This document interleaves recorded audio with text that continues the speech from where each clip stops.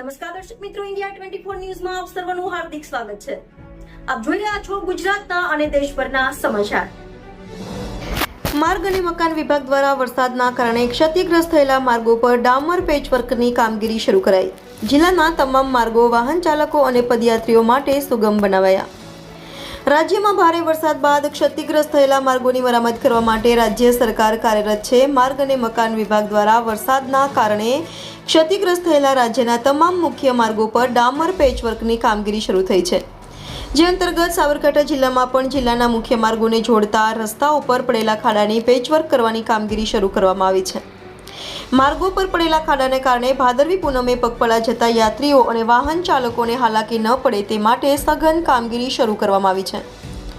સાબરકાંઠા જિલ્લાના અનેક માર્ગો પર ભારે વરસાદને કારણે માર્ગો ક્ષતિગ્રસ્ત બન્યા હતા. જે અંતર્ગત પ્રાંતિજ, હિંમતનગર, તલોદ હાઈવે માર્ગ પર પડેલા ખાડાઓમાં ડામર પેચવર્ક કરી માર્ગોની મરામત કરવાની કામગીરી હાથ ધરવામાં આવી છે.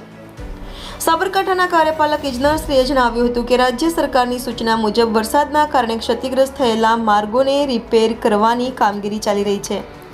જે માર્ગો પર ખાડા પડ્યા છે ત્યાં અમારી અલગ અલગ ટીમો કામ કરી રહી છે. ખાડાઓનું ડામર પેચવર્ક કરી તેમની મરામત થઈ રહી છે, જેથી માર્ગો પર પસાર થતા વાહન ચાલકો અને પદયાત્રીઓને કોઈ મુશ્કેલી ન પડે. ટૂંક સમયમાં જિલ્લાના મુખ્ય માર્ગ ઉપર પડેલા ખાડાનું ડામર પેચવર્કનું કામ કરી માર્ગોને ફરી સુગમ બનાવવામાં આવશે.